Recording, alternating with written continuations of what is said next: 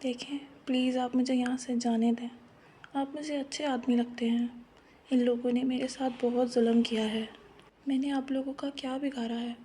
میں جانتی ہوں آپ لوگ مجھے کسی کے آگے بیچنے والے ہیں، پلیز مجھے معاف کر دیں، میں یہاں سے جا کر آپ لوگوں کے بارے میں کسی سے کچھ نہیں کہوں گی، بس مجھے جانے دیں۔ ایمان ایک ہی سانس میں سب کہہ گئی۔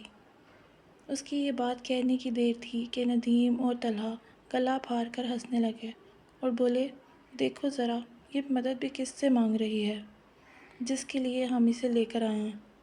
وہ کبیر کی طرف اشارہ کر کے زور زور سے ہنسنے لگے۔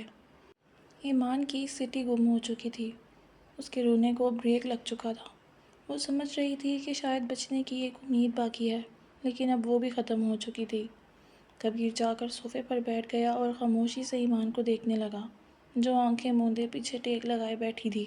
اب اس نے رونا بند کر دیا تھا، نہ چیخ رہی تھی نہ چلا رہی تھی۔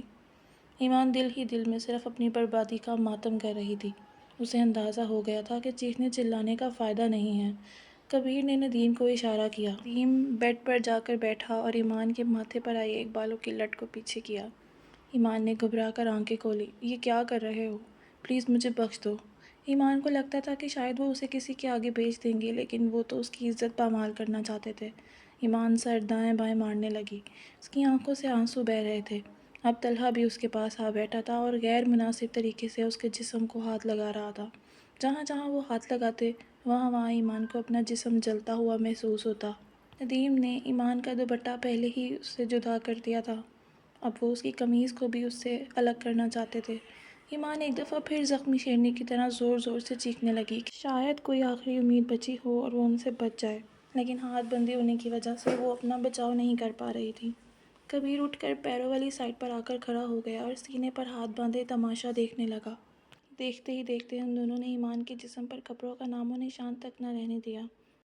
ایمان شرم اور غصے سے لال ہو رہی تھی۔ اس کے لیے یہ بات مرنے کے برابر تھی کہ وہ ان تین نامحرم آدمیوں کے سامنے برہنہ بے بس پڑی تھی۔ ندیم اور طلحہ تو ندیدوں کی طرح ایمان کے خوبصورت سفید جسم کو دیکھ رہے تھے۔ ان کا بس نہیں چل رہا تھا کہ وہ اپنی ہر حد پار کر جائیں، لیکن کبیر کے اشارے کے منتظر تھے۔ ایمان مسلسل منہ دوسری طرف کیے آنکھیں بند کرے آنسو بہا رہی تھی۔ ابھی تک ندیم اور طلحہ ایمان کے جسم کو اپنے ہاتھوں سے نوچ رہے تھے۔ کبیر بے اختیار شرٹ کے بازو فولڈ کرتا آگے بڑھا اور اپنے جلتے ہوئے لب ایمان کے سینے کے ابھاروں پر رکھ دیے۔ ایمان کے منہ سے چیخ نکل گئی۔ کبیر کتنی ہی دیر ایمان کو کاٹتا رہا، لیکن ایک دم چہرہ اٹھا کر اس کی طرف دیکھا، وہ خاموشی سے رو رہی تھی۔ کبیر کے دل کو کچھ ہوا، وہ سمجھ نہیں سکا کہ اس لڑکی کا رونا اسے برا کیوں لگ رہا ہے۔ وہ ایمان کے اوپر سے